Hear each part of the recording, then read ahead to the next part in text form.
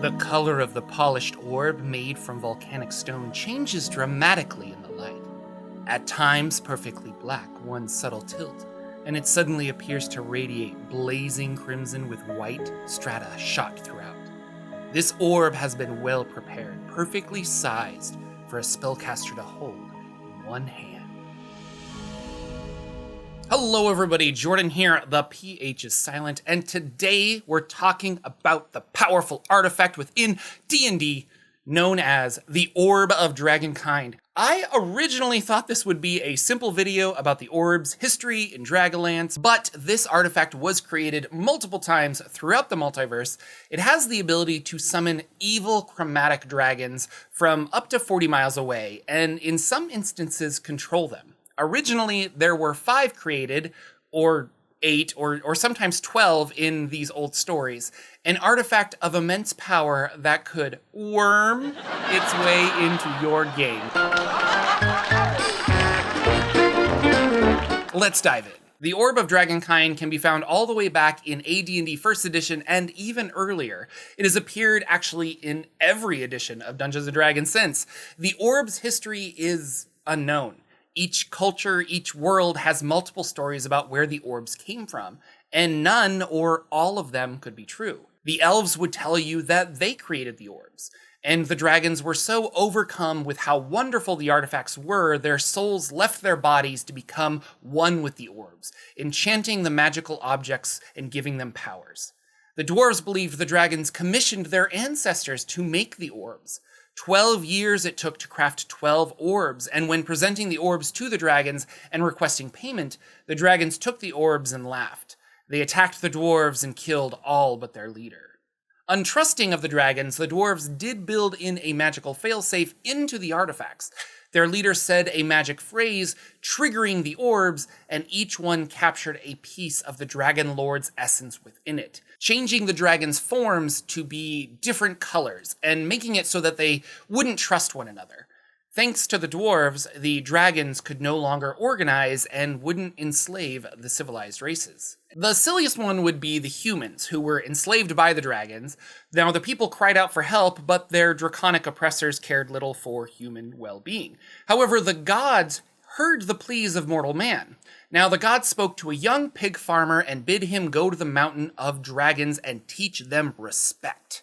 The pig farmer said, "Nah, I'm good." But the gods were persistent, and he eventually went. Now, 12 days it took him to get to the top of the mountain, and each night he slept on the mountain, he had a vision from one of the gods. They gave him some mystical information on the dragon lords above. Once reaching the top of the mountain, he was admitted to an audience with the dragon lords, and no one truly knows what happened after that. But weeks later, the pig farmer returned to his village with 12 crystal orbs. He said the dragons gave them these orbs as insurance, and they would be left alone from now on, no longer ruled by the dragons.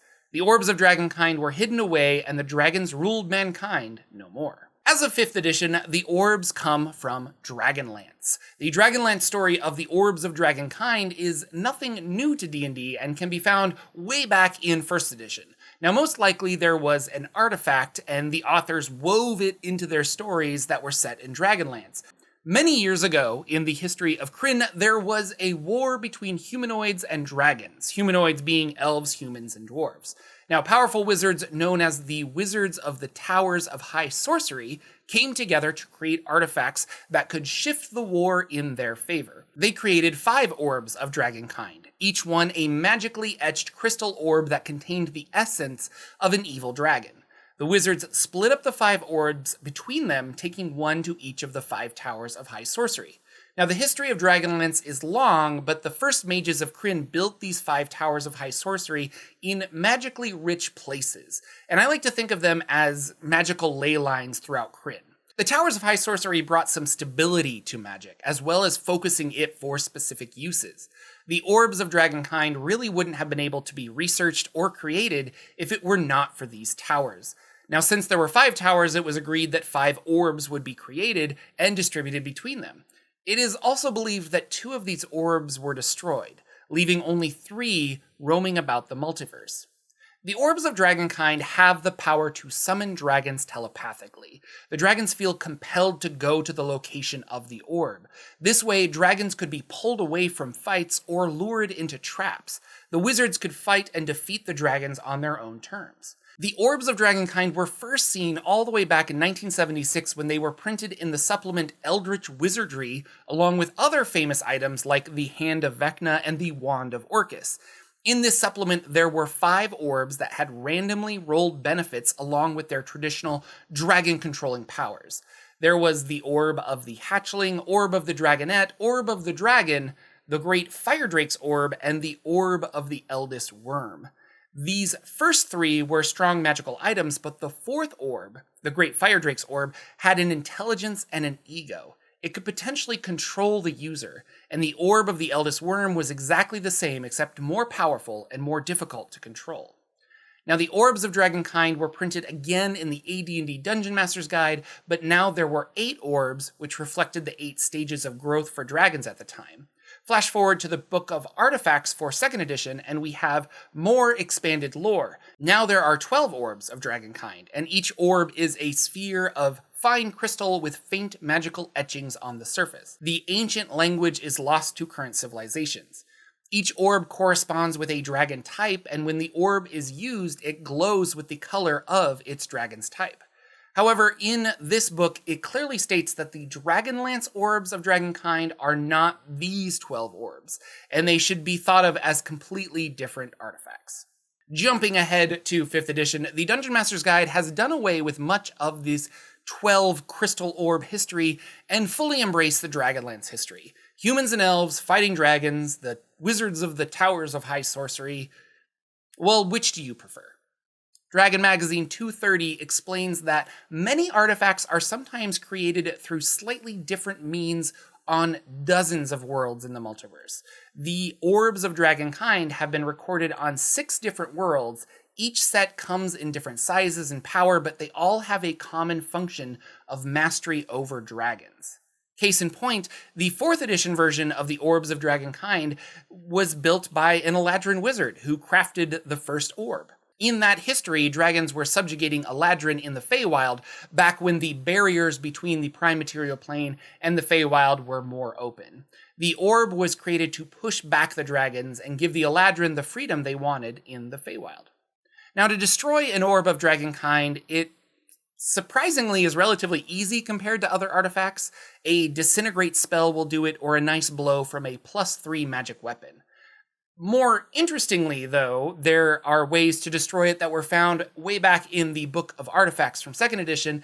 You could sacrifice yourself by casting Magic Jar and releasing the draconic essence inside the orb, also trapping you in the orb for all eternity. In order to destroy the Orbs of Dragonkind, all 12 must be ground simultaneously under the Great Millstone of the Gods. Finally, you can destroy them by traveling back in time and locating the original makers. There you will learn the orb's destruction secret.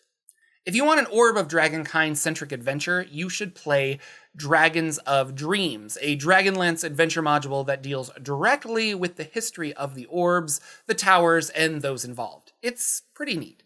Now, if you're looking elsewhere for the orbs, current whereabouts are unknown. However, if you're looking in the Forgotten Realms, I'd check the Tomb of Damara, southwest of Shadowdale. Although many have gone searching for the rare artifact, none have claimed it, if it's still there. The beginning flavor text of this video was provided by Dscribe. Check out their website at dscribe.com/JORPHDAN. They host fantastic text that wonderfully describes magic items, locations, NPCs, and more. And during the month of June, they're having a giveaway that includes a full year subscription to their service and a $50 credit with HeroForge to make a custom mini. Check them out at dscribe.com/Jordan. Thanks for watching, everyone. Links to all of the material that inspired this video in the description under references.